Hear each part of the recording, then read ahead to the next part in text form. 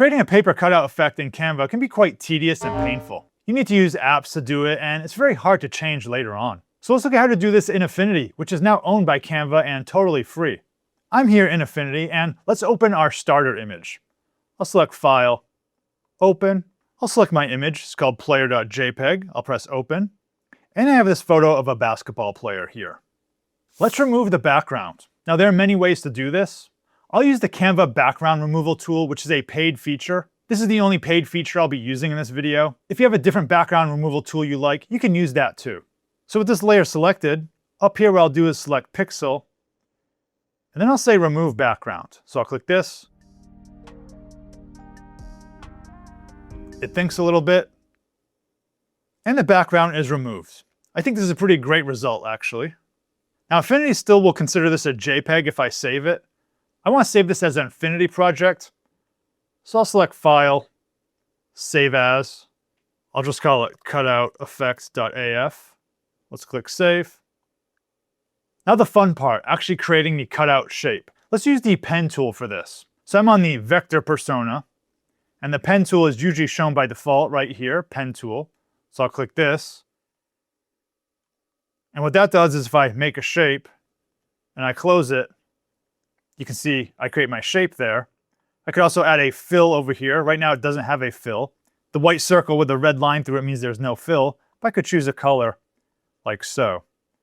I could also add a stroke.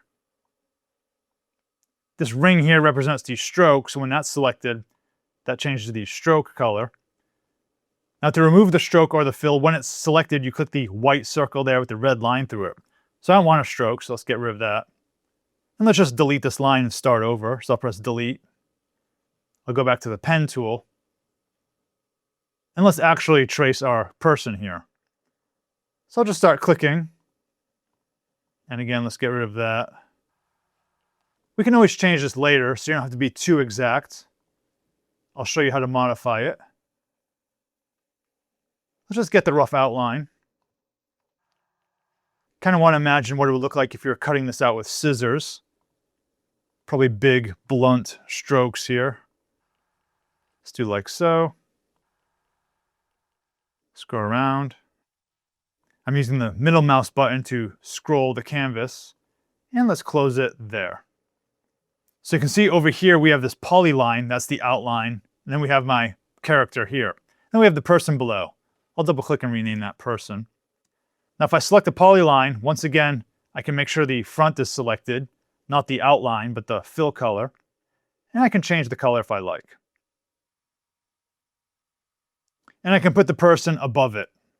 So I can click and drag them and have them above it like so. I'll leave it green for a moment just so you can see what it is, but we'll put a paper texture here in a second. If you want to change the shape at all, you can select the polyline. And you can use the pen tool, or you can use the node tool here. That's this arrow. It says node tool. And if I zoom in, I can click and drag to reposition the points. So say maybe I want to fix this ball area a little bit. I can click and drag the points like so. If you want to add a new point, hover over the line and click, and you have a new point now. If you want to delete a point, just click on it, then press delete, and it's gone. But I'll add it back in, so I'll click that there, like that. So it's very easy to modify. Now let's find a paper texture. I'm on the website Unsplash here. They have lots of great free stock photography. I'll go in the search box here. Let's type paper texture, enter. The ones with the plus are paid, but the ones without the plus are free. So you can scroll through and find ones you like. I like this one here, but you can choose a different one if you like. I'll download it, so let's press this here. I'll download the large size. So I saved it to my computer. Now let's bring it into Affinity. To do that, I'll select File, Place. This will bring an image into my existing document. I called it paper.jpg, so I'll press Open. Then I'll click, and there's the paper. Now what I'll do is I'll click and drag it so it covers the silhouette. Now what I want to do is put the paper inside the polyline down here. So what I'll do is I'll click and drag this, and I'll let go over the word polyline. And now it's inside there. And in fact, if I click this arrow, you can see the paper is inside the line. When you do that, what it does is cover over the fill of the shape. Let me undo that for a second. Something you may accidentally do is take this, click and drag it over the thumbnail of the line there. That's a valid operation, but it actually does something different. It uses the rectangular paper to mask the shape. So you can see it's blocking out the shape there. Let's undo this. What you want to do is take the paper, click and drag, let go over the name polyline. And now we have our basic effect. Now there are definitely some more additions you can make to this. But first, if you're totally new to Affinity, be sure to check out my beginner course. It covers all the fundamentals from photo editing to vectors, adjustments, text layouts, and more. No experience is required. I'll leave a link in the description below. Let's look at some more tricks to make this look better. First, we could add a better background. Let's add some type of bulletin board. Back on Unsplash, we can search for bulletin board. Let's see what we find. Lots of good textures here. I like this one. Let's download it. I'll download the large size. Now I'm back in Affinity. Let's bring that in. I'll select File, Place. I'll select my corkboard there, press Open. I'll click. So with the Move tool selected, that's this black arrow here. Let's resize. Let's rotate it. I'll click this handle here. I'll hold Shift to make it move in increments. Let's fill up the space. My corkboard, let's move it to the bottom. I'll click and drag it here. We could change the color of it. Let's make it green because that seems more like a sport color. So with this selected, I'll add an adjustment, a recolor adjustment. So I'll click this button here, Adjustments, scroll down. Let's select Recolor. And let's make it some type of green. So you can see adjustments are just a type of layer. The darker green. Maybe like that. Let's brighten up this paper too, it's a little dark. So here, with the paper selected, let's add an exposure adjustment. I'll click the adjustments here. Let's go to exposure. Let's say 2. That's way too much. Let's say 1.2. Let's try 1. Exposure is a very powerful effect. You gotta be somewhat cautious with it. Let's say 0.8. I think that's okay, 0.8. So let's look at before and after. Before, after. Before, after. By the way, I talk about all these adjustments in my course. Let's also add a shadow effect to this cutout to add some depth. So again, this is our polyline. Remember what this is. If I hide this, that's that there. With it selected, we can add a shadow with the FX option down here. So I'll click FX. Let's click Outer Shadow. I'll click on the name there. Let's add a radius, offset, intensity. So before, after, before, after. Do more of an offset. So that's our drop shadow. And you can keep adding on more design elements as you like. Maybe I'll add some text here. Let's say star player.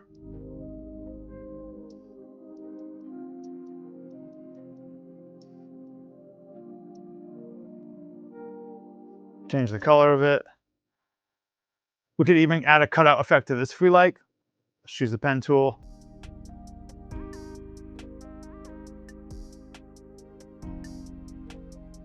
Let's copy the paper. I'll right click, say copy. Over here, I'll right click on this and say paste. Let's drag that paper into the polyline. Move it up. Put the text above it. Add some exposure to that paper. I think we said 0.9. To duplicate the shadow effects really quickly, I can click on the word effects, drag it, and let go on the polyline up here. So that adds the same shadow there. Maybe I want some shadow on my text there too. Let's click FX.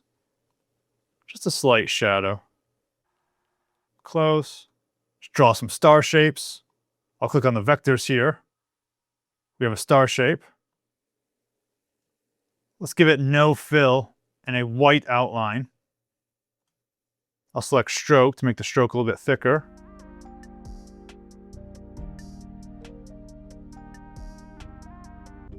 And we could even give it all a vignette effect. So I'll click the filters here. Let's go to vignette. Vignette helps bring focus to the center of the image by darkening the edges. So at an extreme level, that's what it's doing. I'll bring it down below here. I just want it above the corkboard. Right there. Just change the scale.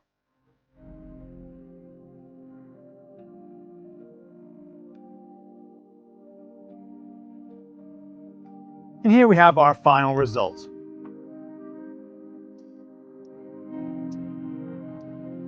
And this is currently an Affinity file. If you wanted to save it as a JPEG or a PNG, you'd use the export menu. So for that, you can go to File, Export, Export, and you can choose JPEG here. We have the size, that's kind of big.